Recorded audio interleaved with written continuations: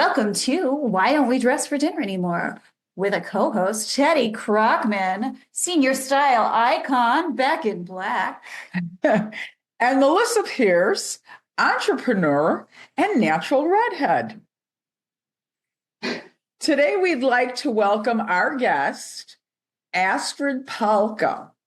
Astrid has a very unique professional resume in that Astrid is a physician and cover girl who has appeared on the cover of magazines, including Harper's Bazaar US edition, the Hollywood Magazine, GQ, and Forbes Canada. Born in Berlin in 1966, Astrid's remarkable life journey led her to Switzerland, where she has lived for over 30 years with her American husband, a former ballet dancer, and her 21-year-old son.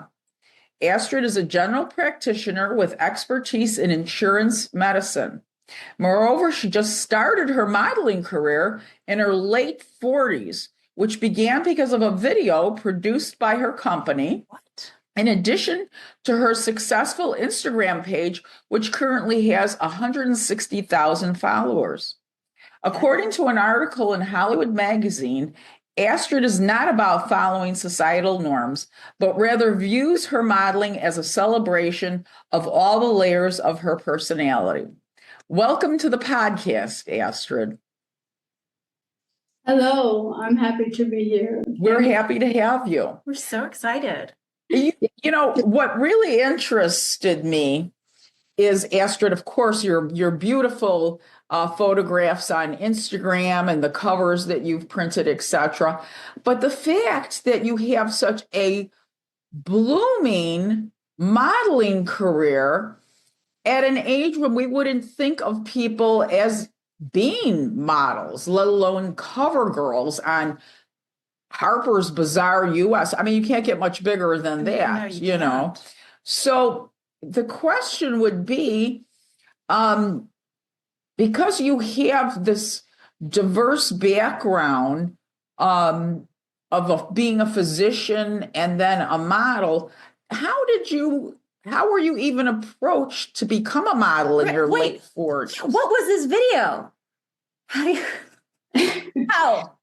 The video was made by my company, and we needed new doctors, and they wanted to go a new way to find new colleagues. And the idea was we have to show what we are doing, and they wanted to make a little video, and I was chosen as the testimonial. And I had so much fun the day when we were doing the video production. It was very professional, and I had fun acting. Actually, it was not acting because it was real me.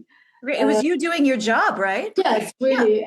Yeah. We showed what we are doing and a little bit our rooms and our colleagues and everything, and I had to give short statements, and then they showed the video when it was ready to our other colleagues and to the company, and and they told me, I hope Hollywood is calling because they were so happy about my performance, and I was really that looked really fantastic, and I was happy about it. And we really found some new colleagues. That was Wait, so you found new colleagues and a new career? Yes. Additional career? Yes, that was the beginning. And I started photo shooting, and I found someone who is very creative, and we did photo shoots together, and then I went on Instagram, and I was always a little shy because I had to think about my company, and I thought, okay, I can't go so far and don't put myself into this window because I have a serious job, but I got a little bit more brave with the time because the photo shoots were more and more, and results were really fantastic. And with Instagram, it really, that developed in a way I would never expect before. So did you get your modeling jobs through Instagram? I mean, did agencies or companies DM you, or how did the modeling jobs start to come about? Also, did you think it was a joke at first? Because you're a physician, so you must have been like, oh, come on. Yeah, I was. I wanted to keep it a little bit low profile first, but then I thought, okay, if I use this media, I have to go out and show the work I do, and I got more brave, and I always got fantastic feedback, and never something bad or comments that put me down. When you say more brave, what does that mean in reality? Like, what was a more brave thing to do? Yeah, to show more photos, put more photos on Instagram, and from a point on, it really kind of exploded. So it developed in a way I would never expect when I went on this platform some years ago. So that was really something unexpected. And beside this, I started with a modeling agency, but I'm not there anymore. I changed to another one. But I have to say, I'm most freelance, and I think I'm more successful with a freelance. Yeah. Agency. Yeah, sometimes you're better off without the agency, because then they're constantly telling you what you can and can't do, Exactly. Now, being a physician, like you said, it's a very serious career. And we all know, at least in the States, and I'm sure it's not any different in Switzerland, it's a very busy career. Usually it's kind of, early in the morning till sometimes late at night. So how do you balance your physician duties with modeling shoots that can take all day long as well, too? Yeah, I'm busy all the time. That's the point.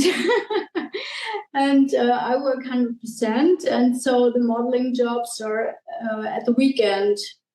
So I have a seven days week, and I have to put everything in this week. And sometimes I have to take a day off for something. Yeah. Right. Which is what you were telling me before we started. You took a few days off because you just needed sleep.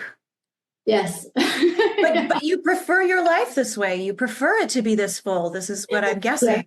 Yes. Okay. It was always this way. It was always, when I went to school, I did a lot of music, and this group was very time intensive, and so I was busy with school and my music group, and I know my life was always like this, busy. Yeah, but I love it. It's cool. You like it. It's cool, and you're not slowing down. Can you tell us a little bit more about, because being on a cover of a magazine is like the ultimate modeling job. I mean, it's one thing to be modeling at an older, a more mature age, which, like I said, most of the time we think of models as being in their late teens, early 20s. That's the majority of the fashion models we see. And you've been on quite a few covers.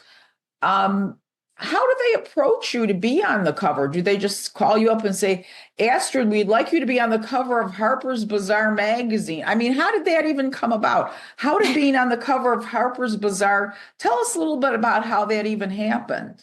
They contacted me, and I have to see, and they're really high class magazines, and I thought, my God, that this is really cool. And I think the coolest of all was the Forbes or GQ Canada, and also Cosmopolitan United Arab Emirates. I was in November, and they contact me, and they send me questions for interviews, and I can send them a collection of my photos, and they choose the best ones. Yeah. So in other words, you take your own photos, or you're photographed? Oh, Yeah, yeah. like it's like the modern day comp card. Then you're sending them your photos. So did you go for a photo shoot to the UAE? No, I sent them photos. You just sent those photos. I have a fantastic photographer in Italy, Maurizio Tani, and he does my editorial shoots. Wait a minute. So you're in Switzerland, your photographer's in Italy, you're taking photos for the UAE. Did your photographer travel to you, or did you go to Italy? I go to Italy twice a year, and we shoot editorial. Yeah, editorial shootings. What? Yeah. So modeling is so different. And what, you're 59? 59. She just did she just turn 59 this year, Astrid? Yes, in January. Yeah. So yeah. Happy birthday. Yeah, thank you. Now I noticed are most of the covers that you do, are they attached to an article about you as well too? So is it usually like you're not just doing the cover, but then there's usually an article about your life in the magazine as well too? Yes. Right, because everyone loves a beautiful, strong, physician, talented woman who's saving the world. Right. What's not to love?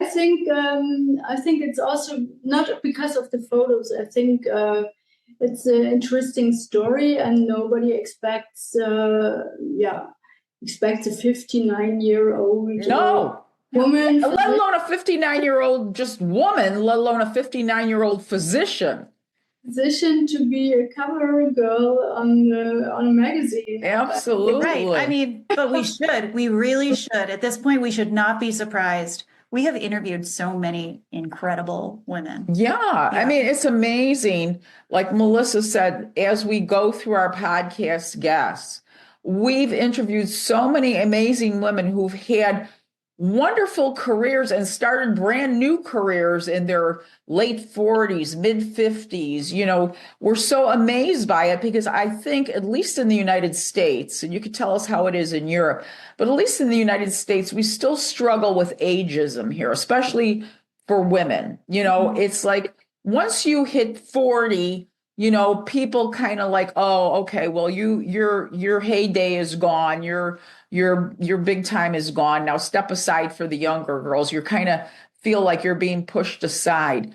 Yet we're finding now that there are a lot of women in more advanced ages who are doing incredible things in the fashion and beauty space. And so that's why Melissa and I are just kind of shocked all the time, because we're so used to a lot of the information that we've been inundated with for years. And yet we're finding women who are crossing all kinds of boundaries and just creating fabulous lives at advanced ages of 55, 60, 70, whatever, you know. We just interviewed a woman in the US here who was the highest selling tele-retailer. She would sell her clothes on television, on Home Shopping, and she's almost 80 years old. And she's still doing amazing things. Yeah. So it just amazes us. It really does. Can you tell us, because you have such beautiful photographs and covers, did you take any kind of classes to learn how to be natural in front of the camera? Because I know a lot of people, you know, when they take a picture, they just smile and that's it, you know. Me included. And I used to model in my teens, and now I can't take a picture to save my life. But there's a difference between runway modeling and photographic. Sure. Well, photographic modeling, I suck at, but I also sucked as a runway model. Just so you know. I was bad at both. She was bad. According to her, I've never seen any of her stuff. I think. But did you take any kind of classes, or what did you, how did you learn how to move in front of the camera and look naturally kind of glamorous? Was there any classes attached to that? Is it just a natural ability of yours? Can you just tell us a little bit more about that?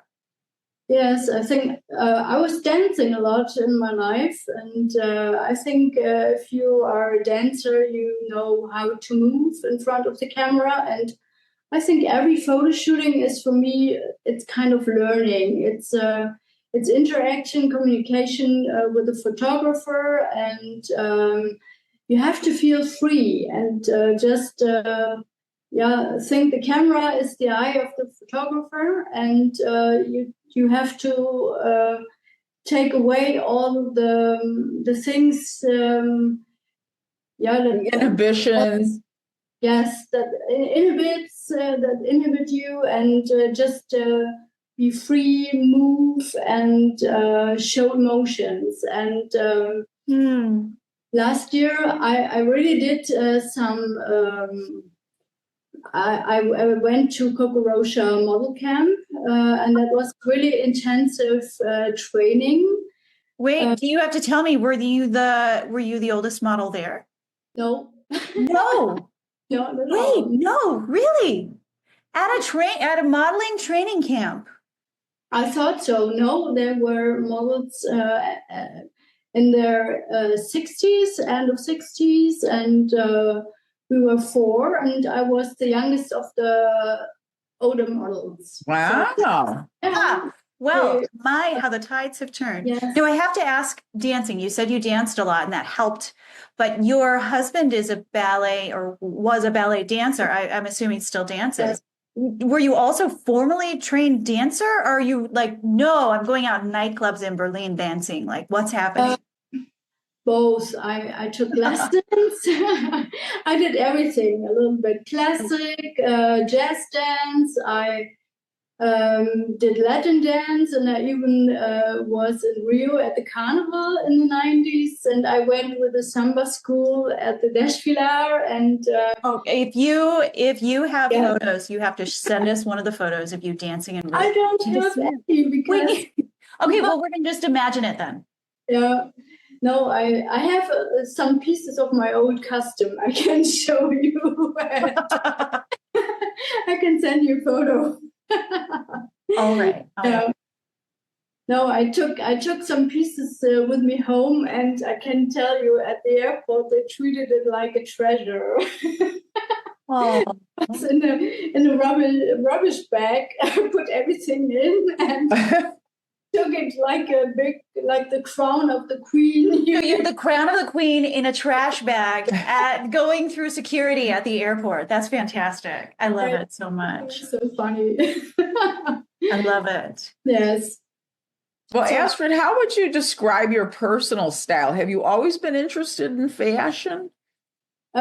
Yes, this started with my mom. She was sewing a lot, and I was her little model for her creations. And so we were always dressed nice and properly in the 70s. And that was the beginning. And I think then in the 80s, fashion was something, very important for us as teenagers to get styled, wild hair, big earrings, and I still love big earrings. I still put on big earrings every now and then. I me love too, them. but today I have just small ones, and I have the same ones like you. No hoops. Big drops from Oh yeah, these like teardrops. Yeah. They're beautiful. Yeah, they are. These were actually given to me to show on Instagram. That's the one good thing. Do you ever, I never noticed, do you ever promote any products on your Instagram? Do people reach out to you and say, oh, Astrid, would you mind, like, for example, I was given these earrings to model. I've been given other pieces of jewelry to model. Do you do that kind of stuff on Instagram too? I get a lot of questions about it, and I avoid it because I want to be independent. And I want to be a little bit creative and art photography. And this style, if I start promoting too much things, it could also interfere with my job. And so you separate them out. You separate them out. And you're not trying to necessarily build an entire brand out of your modeling career. It's just something you do in addition to a meaningful work. Yes. And the branding should be about me and not about different products and things like that. Yeah. About the things. Yeah. I like getting the free goods. Oh yeah. Oh yeah. yeah. But I will only pick things that I would buy myself. I won't promote anything that I would never wear myself. I've worn these earrings a million times because I like them, They look great on you. So I would, do that, but I don't do a lot. I get asked for a lot more than I actually do because I'm not going to just show somebody's junky sweater just because, Right. And also you're at a very different time in your life though, too, right? You've got your physician's careers. Teddi is retired. Yeah. And she was just like, let me try to do this Instagram fashion modeling thing. Mm-hmm. Right. And now she'll be the next Harper's Bazaar USA cover model. Whomever hooked you up with that, Teddi is available and she's fabulous. I'm available every day. She's retired. She's got a great schedule. I'm constantly available, Melissa. My whole life is available. So many people, though, have said their mother is the person that got them into fashion. Yeah, and that I is love that. They're like, oh, my mom used to sew. Right. Always we hear that. And I wonder what my daughters are going to say, because I definitely have a sewing machine, but they're not going to say my mom used to make all the clothes. No. But what were you a fashion influence on them?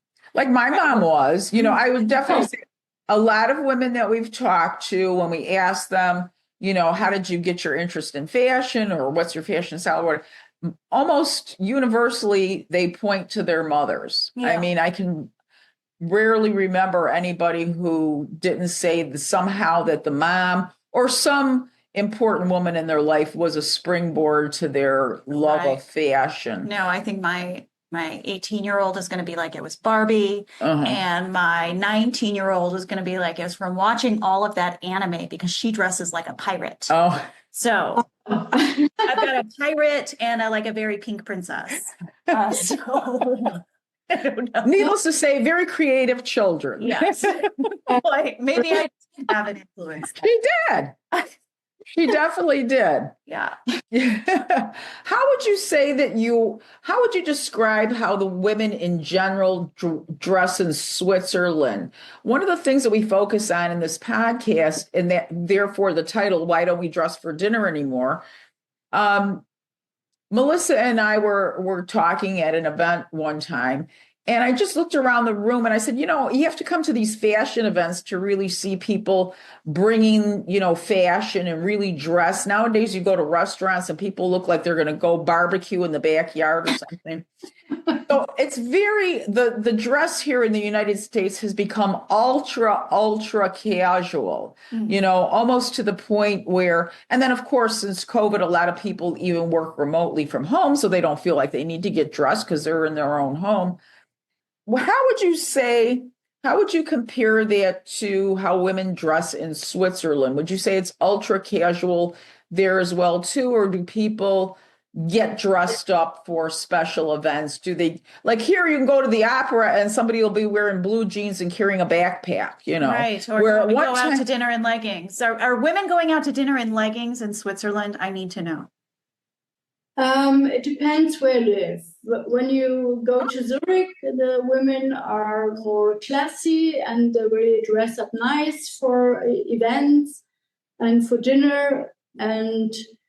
But when you go out a little bit more in the morning and when you're waiting for your train, I think, do people go to work or are they go hiking? They have this functional hiking outfits all the time. Oh, so you don't know where they're going. Are they going to work? Are they going hiking? You don't know. So it's very simple. I'm always like, are these people going to work in their yoga clothes? Some maybe yoga clothes or maybe the outdoor attire they go to work, and sometimes I think I don't know if they go into the office or if they go into the mountains, and they dress the same. And I think this is something that we lost some style over the years, and I think especially during the COVID time, we really lost it. Yeah. Well, people show up to your office? Are they showing up looking like they're going hiking? Your patients? Are you allowed to say that?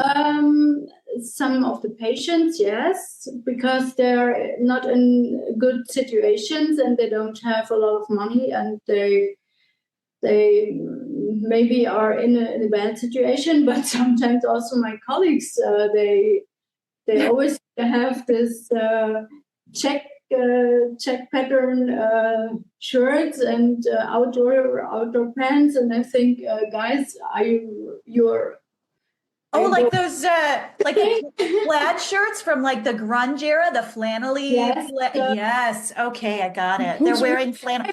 Her colleagues, I assume, other physicians. Not all. I have some ladies that dress. They really still dress nice, and when they go into the office, they look really beautiful, and are a little bit creative about the style, and even wear a hat or a nice coat and nice shoes, but it's really different. So it can go from very well dressed to kind of really casual. Yes. Right. There's no set kind of way of dressing. You have everything. And I think Switzerland has different parts. If you go in the south, they speak Italian, and they are more stylish because it's a little bit more the Italian flair. And if you go to the west, Geneva is near to France. I think they have they have a better style. But in between, in the country or out of Zurich, it's somehow, I think, oh my God, anything goes.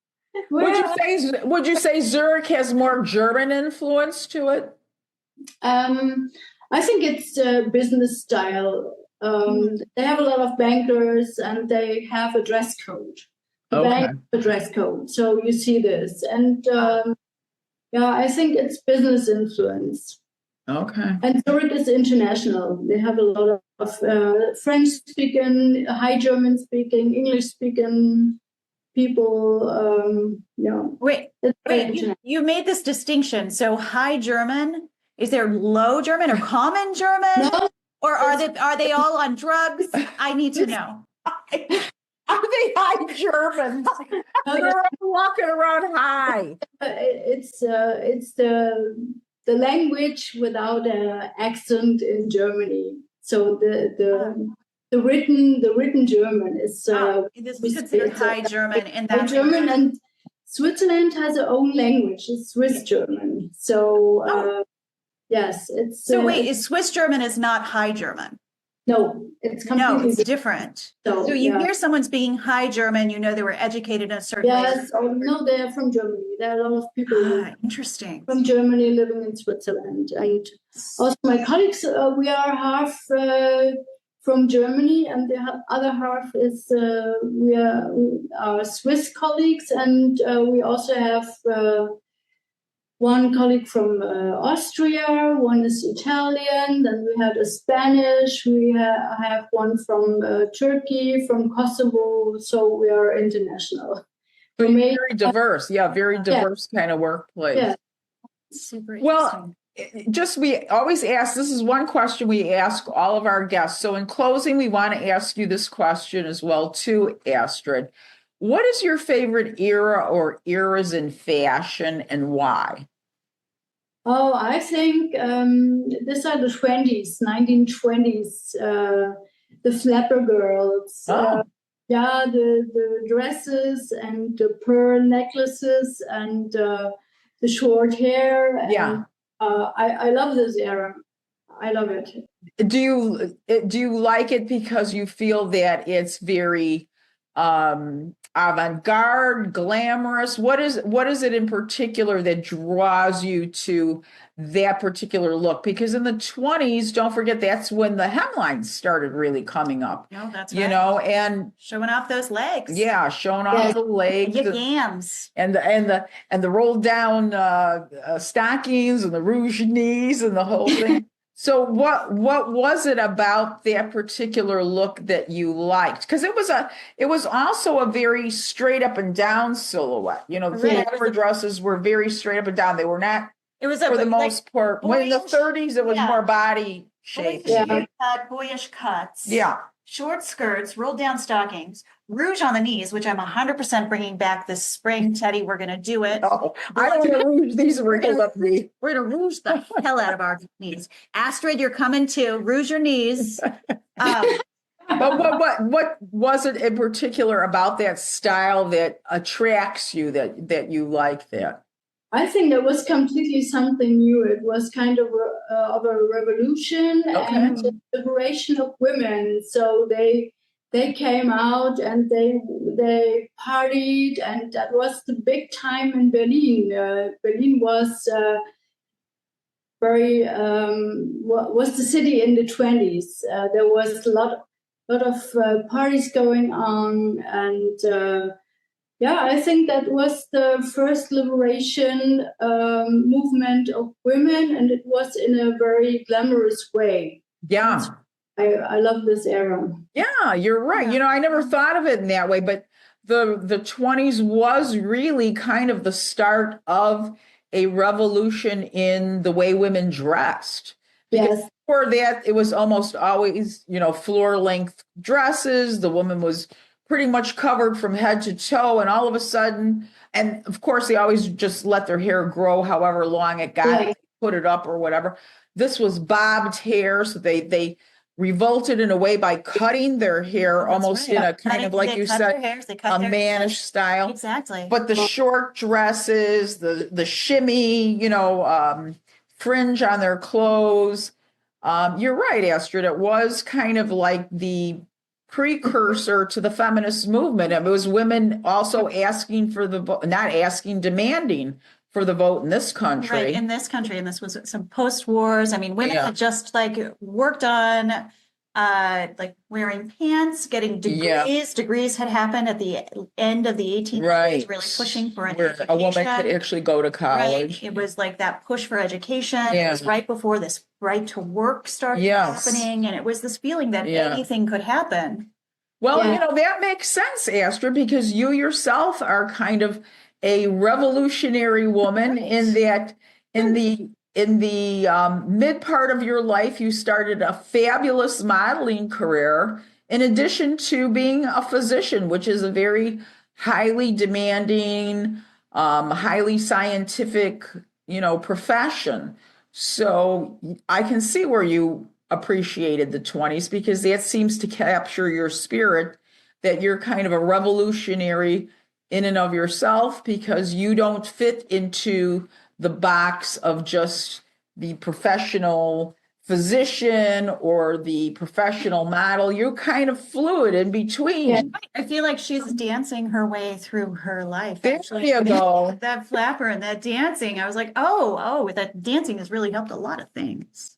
Yes, I think that's something I really like, how you express it. I was Yeah. thinking Yeah, about it it. all comes together now. Well, thank you so much, Astrid. You've been a delightful guest on our show, and we wish you the best of luck. We're going to keep following you on Instagram and looking at more and more of your beautiful pictures and covers. Mm-hmm. Oh, is there anything that we should know of that's coming up? Can we look out for your face somewhere? Yes, I have a new magazine, a German magazine from Berlin. It's coming out in the next 2 weeks, and I have something professional. I will finish my master in insurance medicine, and my final exam will be in 3 weeks, and I'm so happy about this. Yeah. I did a huge master thesis, and I was working on this baby for years, and now it came to an end. And I'm so excited for you. Yeah. Well, congratulations. It sounds like you have a lot of exciting things coming up, and we'll be looking for your next covers or Yes. modeling jobs, whatever you do. Right. We'd love to follow you. Can you tell our Can you tell our listeners what your Instagram handle is? And we'll also link it in the bottom of the podcast thing too. What's It's at my name, Astrid Palca. Okay. And just easy. Okay. So it's just Astrid Palca. My name. Just Okay, fantastic. And then just email us whatever publication the Berlin publication is, so we can link it as well, because that's very exciting. It will be a little bit different than the other ones because I chose pictures from a German photographer because I thought, okay, this is matching really. So we can compare and contrast. Right. What do the Italians look for versus the Germans? Really a little different style, but also very nice. And I like the photographer Peter Müller. And, very nice. It's nice to support him in this way as well. All right. Well, thank you so much, Astrid. You've been a wonderful guest. We loved having you on. Melissa, thank you so much. It was a pleasure to be here. And that was my very first podcast. There you go. Well, you did great. You did great. Thank you so much. And I just have one question for Melissa. Yeah. Melissa, why don't we dress for dinner anymore? I don't know, Teddy. Why don't